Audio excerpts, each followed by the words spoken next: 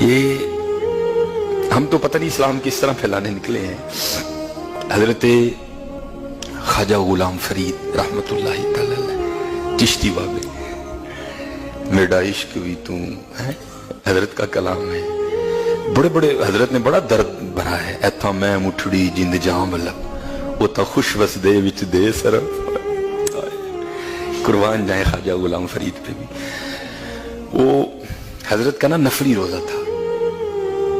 تو آج بھی بڑے ہندو ہیں، اور آپ کو جو مسلمان ملیں گے نا کوٹ مٹن میں، تو وہ بھی آپ کو یہی بتائیں گے. کوئی یہ کہے گا میرے باپ نے اسلام قبول کیا، کوئی یہ کہے گا میرے دادے نے اسلام قبول کیا. حضرت نے بڑی تبلیغ کی اس ایریے میں، اس علاقے میں. وہ آپ بیٹھے تھے، مرید بھی تھے سارے. ایک ہندو عورت نا وہ برتن میں پکوڑے لے کے آ گئی اور ادباً عرض کر دی، حضور یہ میں نے بچوں کے لیے بنائے ہیں، اتنی دیر نہیں بچوں کو دوں گی جتنی دیر پہلے آپ نہیں تناول کریں گے. آپ اللہ کے ولی ہیں، آپ کی برکت پکوڑوں میں آ جائے گی، پھر میں اپنے بچوں کو بھی دوں گا. آپ نے ایک پکوڑا اٹھایا، بسم اللہ الرحمن الرحیم پڑھ کے کھا لیا. وہ عورت خوش ہو کے چلی گئی. اب وہ مرید جس نے حضرت کو سحری کروائی تھی وہ عرض کرتا ہے، حضور شاید جناب کو یاد نہیں رہا، آپ کا تو روزہ تھا. فرمایا مجھے یاد ہے.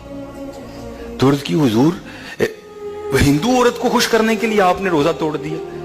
آپ نے فرمایا انشاءاللہ بفضلہ تعالی کل میں اس روزے کی قضا کر لوں گا، لیکن اگر دل ٹوٹ جاتا تو اس کی قضا کیسے ہوتی. ہائے ہائے ہائے، دل نہ توڑے.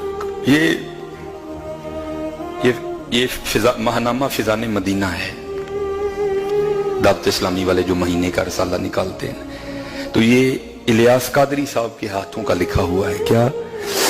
اگر کسی کو خوش نہیں کر سکتے تو ناراض بھی مت کرو.